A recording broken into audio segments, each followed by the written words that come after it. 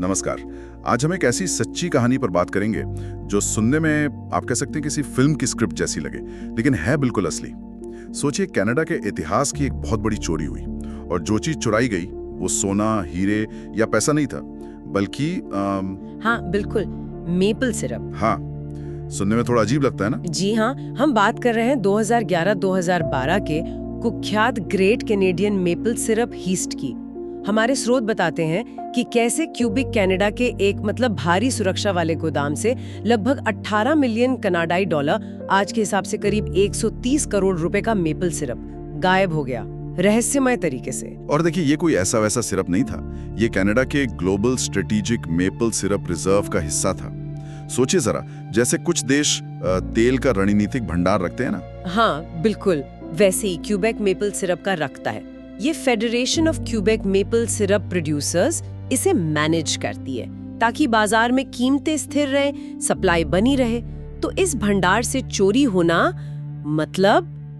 ये वाकई एक बहुत बड़ी बात थी, इसने सबको चौंका दिया था। तो ये रिजर्व ये बनाया ही क्यों गया था? क्या मेपल सिरप इतना ज्यादा महत्वपूर्ण है? बिल्कुल है। क्यूबेक जो है वो दुनिया का लगभग 70% मेपल सिरप उत्पादन करता है। तो ये रिजर्व एक तरह से समझिए कि बाजार को कंट्रोल करने और जो उत्पादक हैं उनको सही दाम दिलाने का एक जरिया है। उनकी अर्थव्यवस्था का ये एक अहम हिस्सा है। अच्छा। हाँ, इसीलिए इस रिजर्व की सुरक्षा बहुत बहुत मायने रखती है। समझ गया। तो चलिए इस अनोखी चोरी की तह तक चलते हैं, इसकी परतें खोलते हैं। ये सब पता कैसे चला? कहानी तो ये है कि शक तब हुआ जब रूटीन जांच हो रही थी। हाँ, रूटीन जांच के दौरान कुछ बैरल ड्रम वो उम्मीद से हल्के महसूस हुए। हल्के?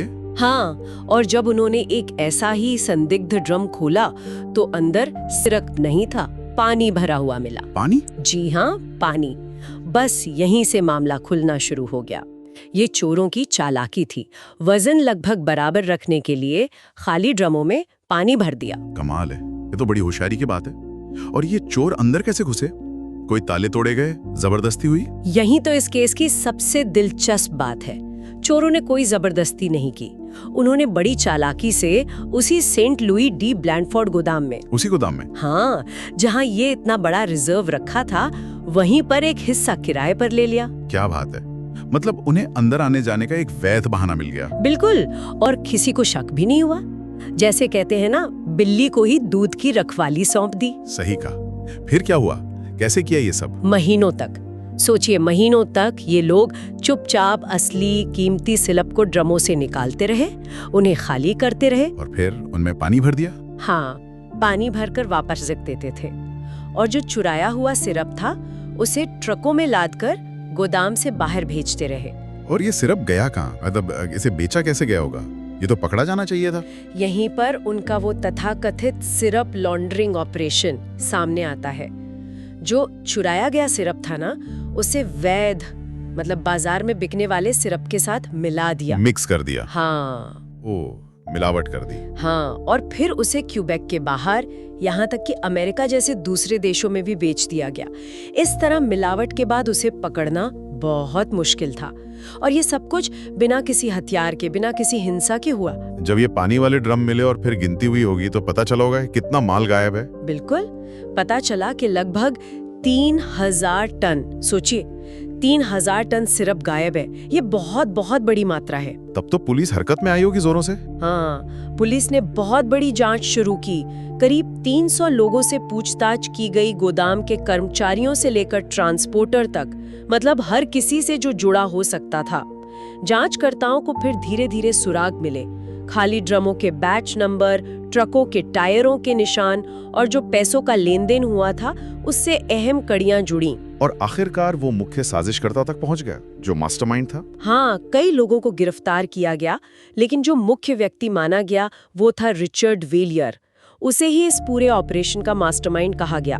उसे फिर 2017 में दोषी ठहराया गया और सजा हुई 8 साल की जेल और साथ में लगभग 9.4 मिलियन कनाडाई डॉलर का भारी जुर्माना भी लगा। कुछ और सहयोगी भी पकड़े गए, उन्हें भी सजा हुई। फिर भी मेरे मन में ये सवाल आता है, और शायद सुनने वालों के मन में भी, इतनी बड़ी चोरी, वो भी मेपल सिरप की, क्या ये वाकई इतनी गंभीर बात है? सिरप ही तो है। देखिए, ये सिर्फ सिरप की चोरी का मामला नहीं है। ये दुनिया की सबसे बड़ी कृषि उत्पाद चोरियों में से एक थी। इसने ये दिखाया कि कैसे संगठित अपराधी उन चीजों को भी निशाना बना सकते हैं जिन्हें हम रोजमर्रा का समझते हैं, साधारण समझते हैं, लेकिन जिनका आर्थिक और रणनीतिक महत्व बहुत ज्यादा होता है। ये घटना जो अपराध की हमारी पारंपरिक समझ है ना, उसको चुनौती देती है कि करोड़ों का अपराध बिना बंदूक या बम के भी हो सकता है, सिर्फ चालाकी, अंदरूनी जानकारी और सही योजना से। तो ये थी great Canadian maple syrup heist की कहानी। वाकई भारी मात्रा में चोरी, कमाल की योजना और एक ऐसा निशाना जिसके बारे में शायद ही कोई सोचता हो। बिल्कुल, और ये मामला हमें ये सोचने पर भी मजबूर करता है कि असल में मूल्यवान चीज क्या है। क्या सिर्फ सोना, हीरे या टेक्नोलॉजी ही कीमती है, या फिर ऐसी साधारण लगने वाली खाद्य वस्तुएं भी, जब वो किसी क्षेत्र की अर्थव्यवस्था और पहचान से इतनी गहराई से जुड़ी हों, तो वो भी असाधारण रूप से महत्वपूर्ण हो सकती हैं और संगठित अपराध का निशाना बन सकती हैं। हाँ, ये सोचने वाली बात है। और ये भी विचारणीय है कि भविष्य में जैसे जैसे जलवायु परिवर्तन बढ़ रहा है, संसाधनों की कमी हो रही है, तो किन और चीजों पर, किन और संसाधनों पर इस तरह के अपराधों का खतरा मंडरा सकता है।